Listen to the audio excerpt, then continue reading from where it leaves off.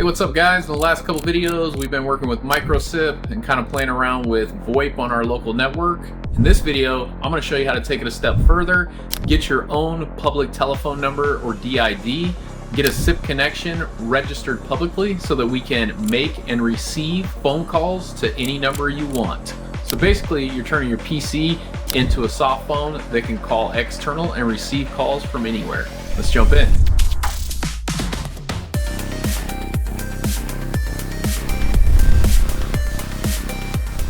All right guys, this is Telnyx. I am new to it, so I'm gonna do my best to kind of give you a high level overview of what you need to do. First thing is create a account. Now you can create a freemium account, but that is basically only for testing. So if you want to be able to actually use this, you're gonna have to create a paid account, which is what I did. So I do have a paid account here. That's a pretty straightforward process.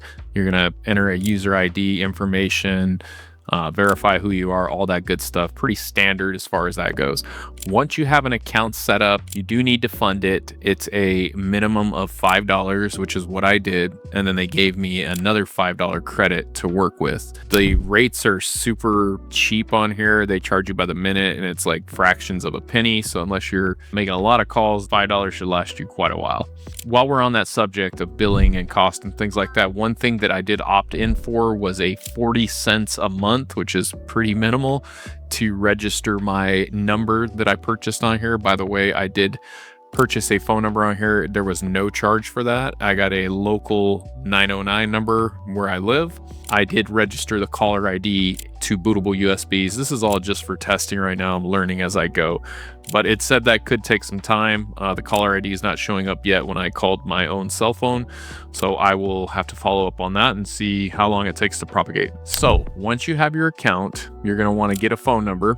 I'm going to block some of this out so you can't see it, but I already have one here.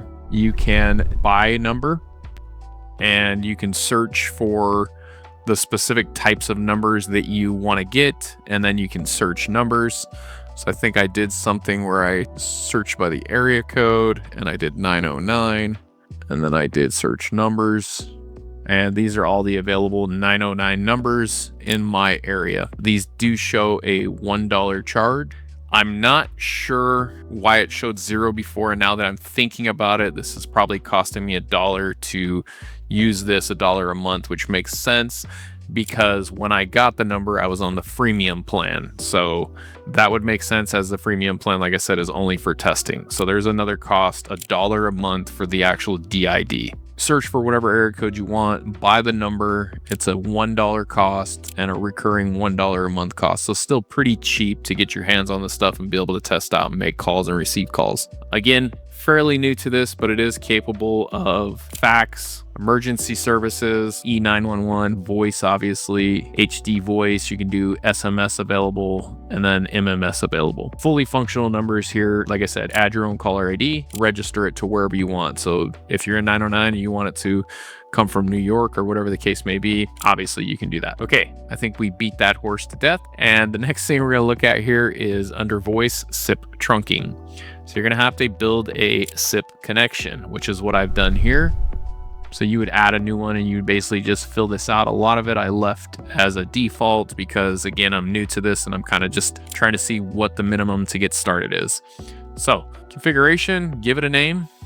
Anchor site, I left mine on latency, which is just basically allowing it to find the best site for me, but you could hard code a site in here if that's something you need to do or you want to do for some reason. DTMF type, I left this to the default of RFC 2833. Generate comfort noise, this is optional. If you put someone on hold or whatever, it'll create a little comfort noise. Haven't tested that out yet, but I probably will here in a bit. And again, a lot of this stuff is optional, things you can come back and tweak later. I did enable the API version 2. This is a default setting as well. Authentication and routing, this is important. This is your username and password. This is going to be a credentialed connection.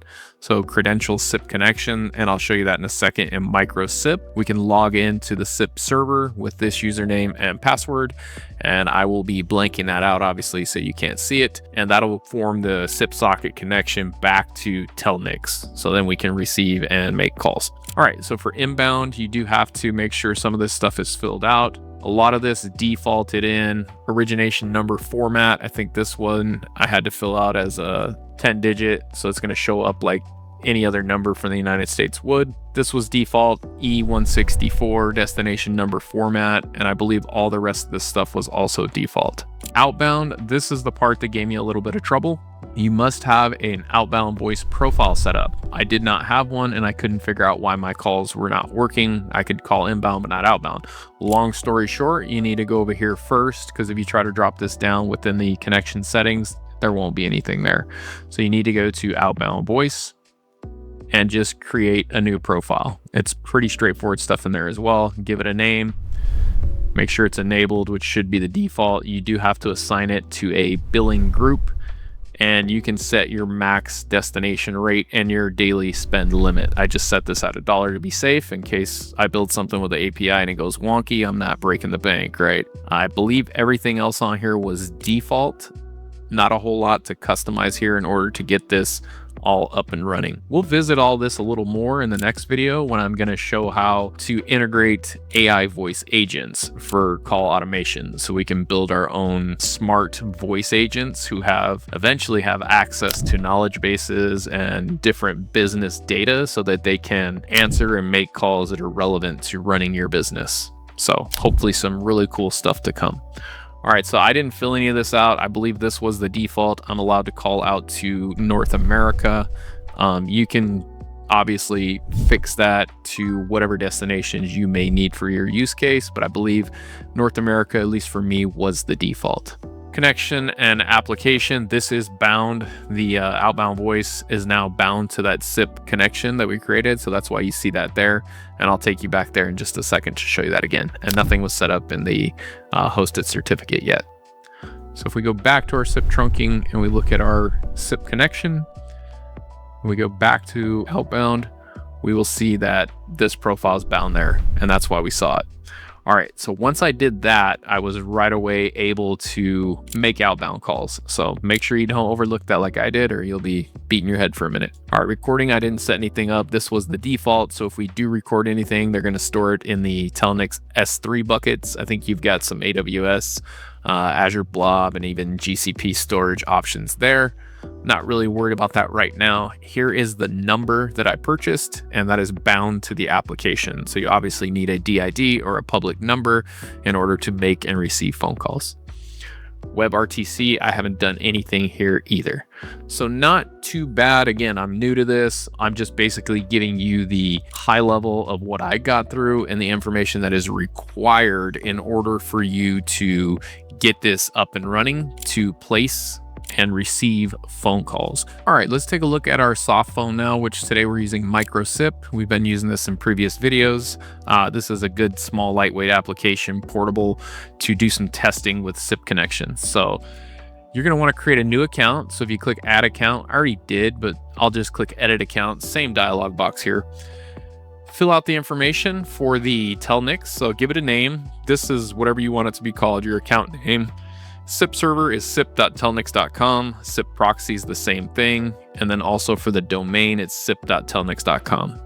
Username is going to be the username we created here in the authentication and routing for the SIP connection, and then put that in for the login as well. And then the password is the password from the SIP connection under the authentication and routing.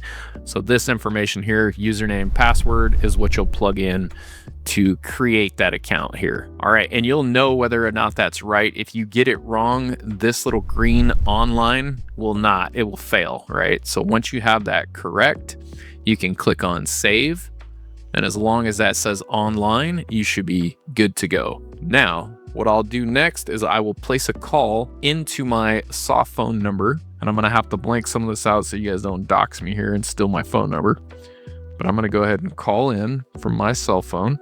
Again, I'm gonna have to cover some of that up, but we see some information here, call coming in. I'm gonna answer it. Hello.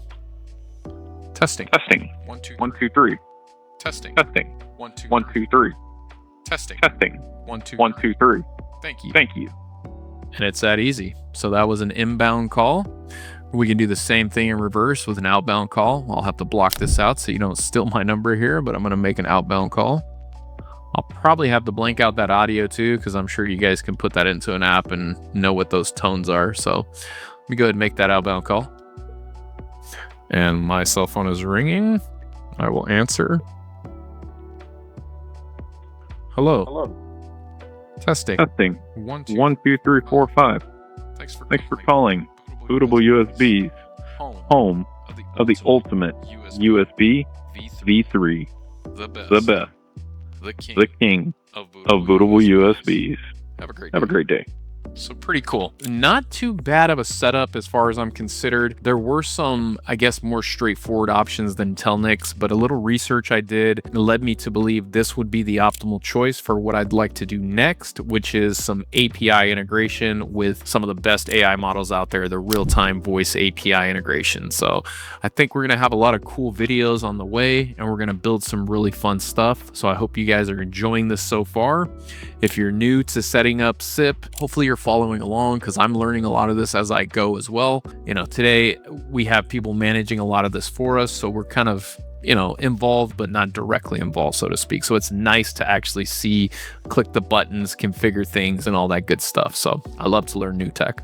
All right, guys, let me know if you got stuck on any of this, and I would be happy to try to help you out the best I can, or maybe someone in the community in the comments can shed some more light on it if they got a little more expertise in this area. All right, so this is video number 3 in our little SIP lab series.